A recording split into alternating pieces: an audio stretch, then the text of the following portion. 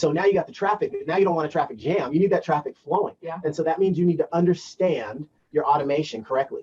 And we thought it would be very timely for us to give an overview of the quick cash funnel and start to talk about, I think probably it would be good to revisit the overall process that the funnel is designed to take you through, and then also the coupling components that play hand and fist to the automation to make sure everybody's clear on that. And we're going to try and draw maybe a couple of pictures in lieu of any formalized presentation. We were thinking about this, giving it some thought. Over the last 24 hours, thinking how can we make things as crystal clear as possible. And you know how you've been driving on the freeway sometimes, it's like, man, they need to pave these roads. You know, we're out to just make the road a little bit smoother for you. Yeah. And I think in this case, we're going to do some of that. So shall we? Let's go for it. All right. So you get the idea that one way or another, you all, you've had an epiphany. You understand that to get eyeballs turned your direction, to get people knocking on your door, coming to you for your unique value proposition is the name of the game. So whether you're speaking louder, speaking more often, speaking to more channels, but you got to be getting the word out. So we understand all you guys are marketing, and we're not going to talk so much about the specific methods that you're using, whether it's, you know, you're doing cold calls to direct mail. It's not relevant to this portion of it. This portion is understanding once you've got somebody's attention, you've hooked them, talked about the hook story offer, you've hooked somebody's attention that needs to sell. That motivated seller's found you, heard from you, they've got your message. Now they're coming into you.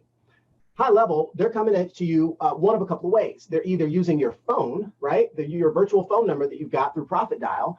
So you got your phone, so that's either calling you or texting you.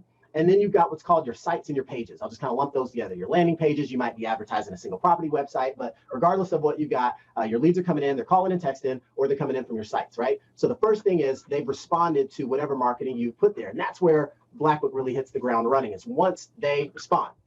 Because if you're anything like us, we didn't have just one system in the beginning. I mean, you guys know what it's like. There's a million different tools out there. And when the landscape was a lot different, you know, almost a decade ago, she was grabbing all of them. You know, it's like, that looks cool. This does this, this does that, and they all work. But sometimes you're going to have marketing that happens outside of Blackbook, right? You're already working with a mail house provider in your local area. That part's not in Blackbook. As long as you got the Blackbook phone number on there, that's where the magic can happen when they hit, when they call back in.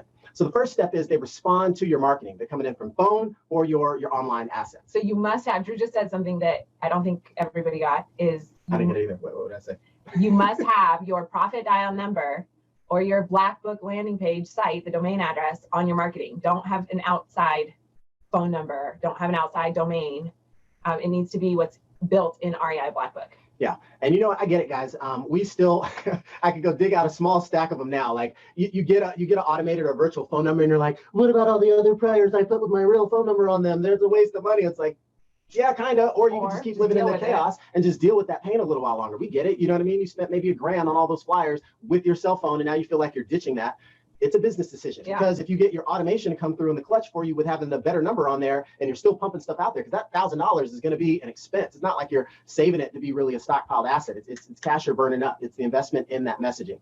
So at the end of the day, you start doing deals by having the better automation with better phone number, then you're having better profitability, and that $1,000 is nothing because you're continuing to invest in your marketing and build that momentum. Okay. So now they've come into your site or your phone. What happens next? Now there's a connection. So if they're calling you, you've got options. We've got multiple call flow scenarios we talked about where you're either taking the call live, depending on the type of marketing. It could be you. It could be someone on your team. It could be your assistant. It might be a third-party call center, right? They're coming in and taking the call. And at that point, you've got the connection. The system's tracking it all. And then the game's on to start getting the information that's relevant in that first pass.